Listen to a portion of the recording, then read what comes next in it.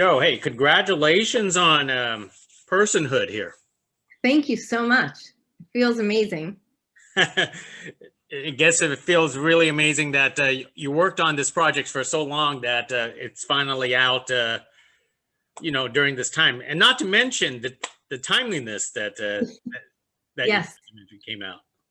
Yeah, it's very exciting. And, over such a long process, there are times in those, over 7 years where you think, will this film ever get finished? You raise the money. We were a small team, so we would raise the money a shoot at a time. Oh, we have enough to go to Wisconsin. We have enough to go to Colorado. And then how can we raise enough funds to actually get into post and put the film together? So, this is my first trip out as a feature director, and I think that presents certain challenges in raising the funds, but to go through all of that and, get through those periods of doubt, and then now to have it released, to the world is so gratifying and so exciting. That is terrific to hear. So tell us where the origination came from for your documentary. What actually sparked you to do Personhood? Yeah, the very initial spark was I was sitting in my bedroom watching some news. Rachel Maddow was on, and she did a segment on the fetal personhood movement about an amendment that was happening in the state of Mississippi. And I had never heard of it before, and I considered myself pretty well versed in reproductive rights issues.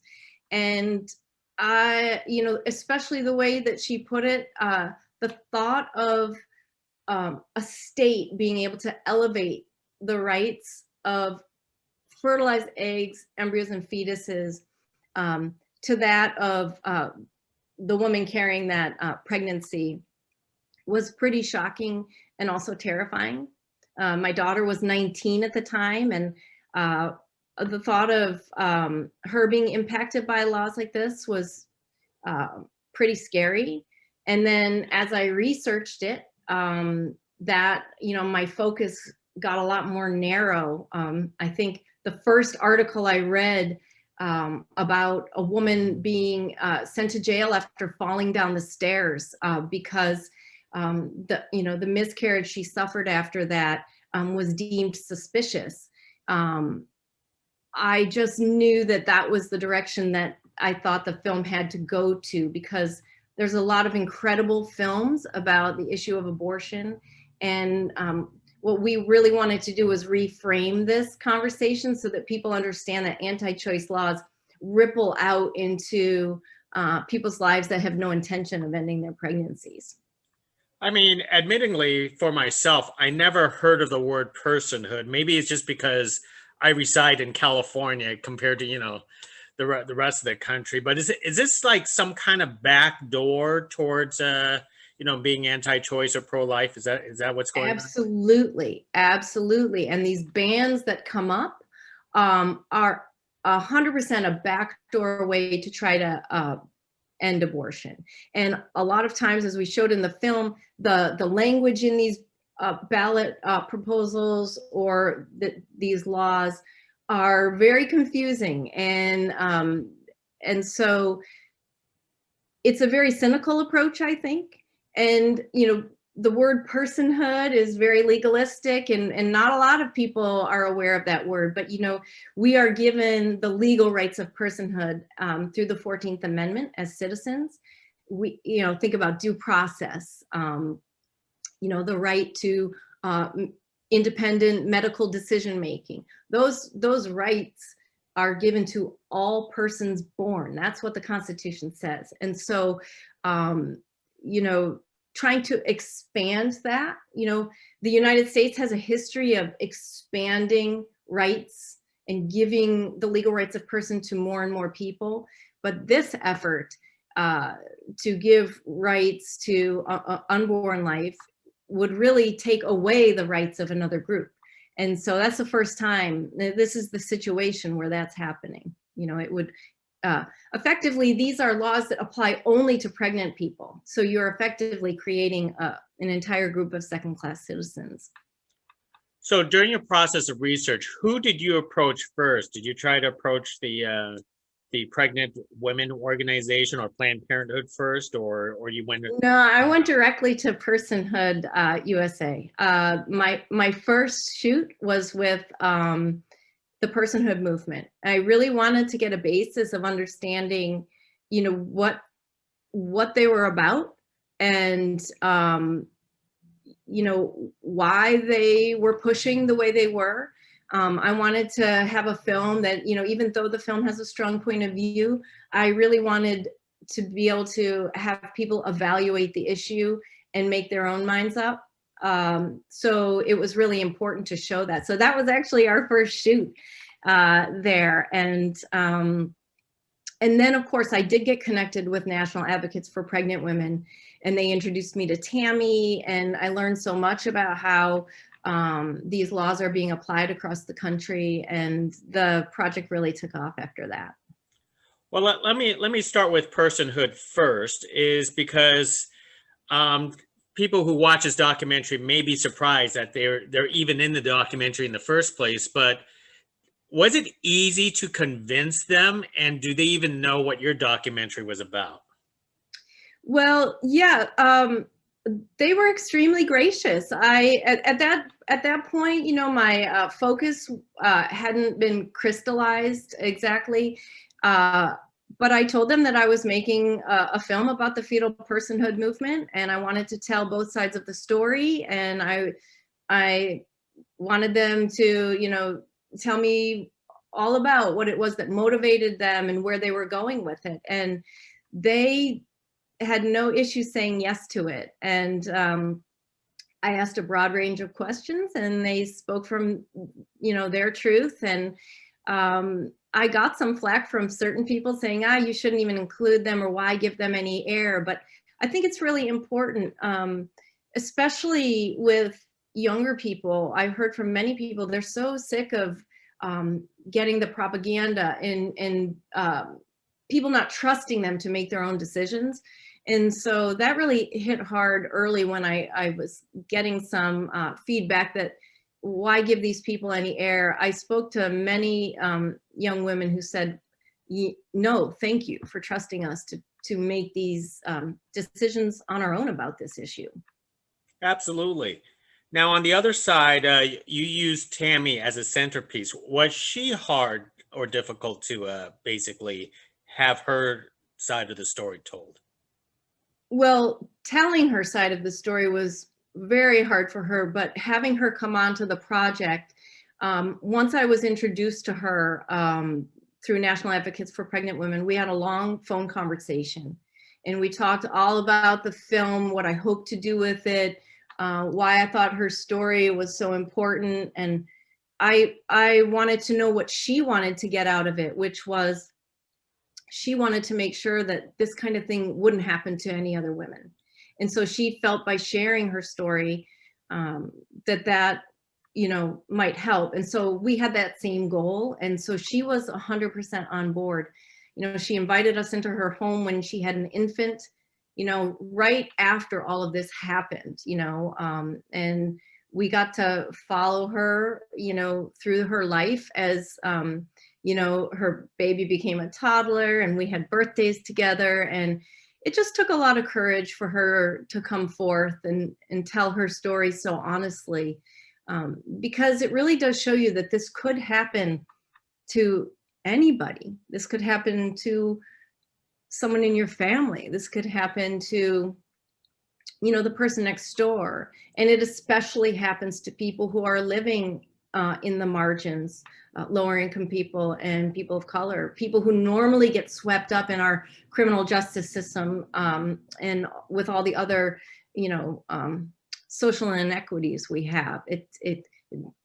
These laws very much are targeted towards those marginalized groups. So when did you enter her life? At which point? Was it after the court trial, after the birth, when she it was right after the birth and right after she had left Wisconsin. And you know, she you know, once she got out of jail, she was afraid. She was afraid that the state would continue to try to come after her and to continue to try to interfere in her life. And you know, many women get their children taken away from them under these laws. And this family separation is a huge part of this issue. And so Tammy moved to Hawaii, and that's when we first met. We flew to Hawaii to interview her when Harmonious was just a baby. She was still nursing, and I just can't believe, you know, the time she put into it in that phase of life. You know, infancy is just so demanding, and she was so generous with her time. And also the trauma was pretty fresh, because this was just, you know, she had just decided to fight the state of Wisconsin and say, no, you know, this law is unconstitutional. And it's really a David and Goliath story when you think about it, because, you know, Tammy, you know, was a person without a very big support system there in rural Wisconsin. And when she got connected with the advocates, she just was determined to see this through and to tell her story over and over again, which is very hard. But she put herself out there, and I think she's the perfect person to humanize this issue for people.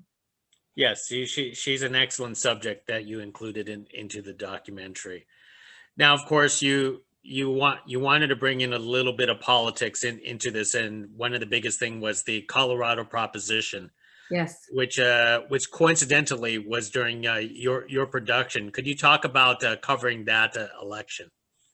Yeah, that was very exciting time for the production, and we were so lucky to be able to kind of shadow Calor in their efforts to get the word out before the big election.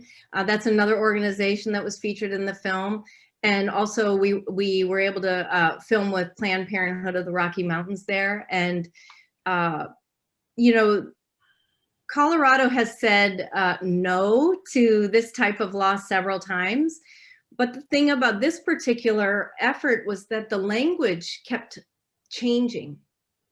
And this language was very confusing to people, because they were using this case where there was a car accident where a drunk driver actually ended up killing a woman's fetus right before she was ready to deliver. And it's so tragic. And then this tragedy kind of got twisted into, again, the goal of having this back door into banning abortion. And people were confused. And this case pulled on the heartstrings of the people in Colorado.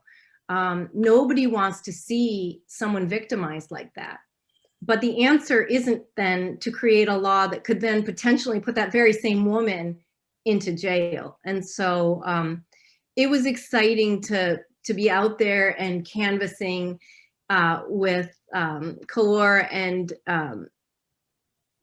watching the phone banking and the hundreds of people who had come out, you know, to defeat this measure. And it was defeated soundly, and they said no again. And so that was really exciting. But, you know, these efforts, they're not going away. They're popping up in different forms. Sometimes they're really blatant about it and they're really out front about it. But a lot of times it is this tricky language. And so it's a good time for the film to be coming out, especially with the change in the Supreme Court makeup now. There will be a rush to try to challenge Roe again. And people need to understand that this issue is not just going to impact access to abortion. That these types of laws have impacted people who strongly identify as anti-abortion. And so anyone can get swept up. Once you take away, or once you elevate the rights of unborn life there's just no way that those two sets of rights can exist in one body. I mean, that was one of the first things that really stuck out to me, is that it's like trying to have two sets of constitutional rights in one body, and the woman always loses in that case. Tell me about your guerrilla style of documentary filmmaking, because because it's very ambitious for you to travel all over the country to do something like this, especially on a. I'm assuming you either had a small crew or just by yourself. Well, it started out by myself, but I had an incredible small crew. You just cannot do this thing alone, but it was a tiny little crew. In 2014, our producer, Rosalie Miller, came on and really helped elevate this project and take it to a new level with getting that, fundraising engine going, and, our cinematographer, Mark. So we were a trio. We would travel together and have these shoots all around. We would raise money enough to get to Wisconsin or enough to get to Colorado, and we just shot it like that. And this was really a grassroots effort too, with funding, because we had a crowdfunder that got us through post-production. We didn't win any of the big grants. I had no idea how to write a grant when I first started this. Looking back, I know exactly why I was denied those funds. I didn't quite know how to talk about the story, but we had an incredible team. And then going into post, we also had this incredibly small but dedicated team. The film was, made in this kitchen here. So you have to have that kind of energy behind you, and you have to have that kind of support. And I think producers are really unsung heroes of films. And so, this film wouldn't have been able to be finished without, the efforts of our producer, Rosalie Miller. So I have to give that credit out there, because this is just such an arduous process. And as a small filmmaker, first-time director, there are times where you wonder if it will ever see the light of day. How will I ever finish? It's such a mountain, I went through that process in the edit too, sorting through all the footage. How do I take an hour and a half of wisdom from Cherise Scott in this incredible interview, and then boil it down into these sound bites that work for the film and help move this story forward? So I am really proud of this film, and I think it was an achievement for all of us to now have it be available widely. It's just really exciting. You doing this again? You have another project in mind? I don't have another documentary project of my own in mind. I'm editing someone else's beautiful film that I hope will come out next year. And I'm taking my time and giving my family a lot more of my attention. And I have a grandson now, and so I'm enjoying those moments without the pressure of having a big project hanging over my head. But I am I always have a filtering of ideas, and I'm just waiting for the one that's going to really hit home, because you have to love the subject. You have to feel that subject in your body all the time, because it takes that kind of, it really does take that kind of dedication or passion to an issue or a story or a person in order to keep the energy to see a project to fruition. Excellent. Well, let me ask you one last question here. When people actually finally watch your documentary, what is the one most important lesson you hope they would take out of this?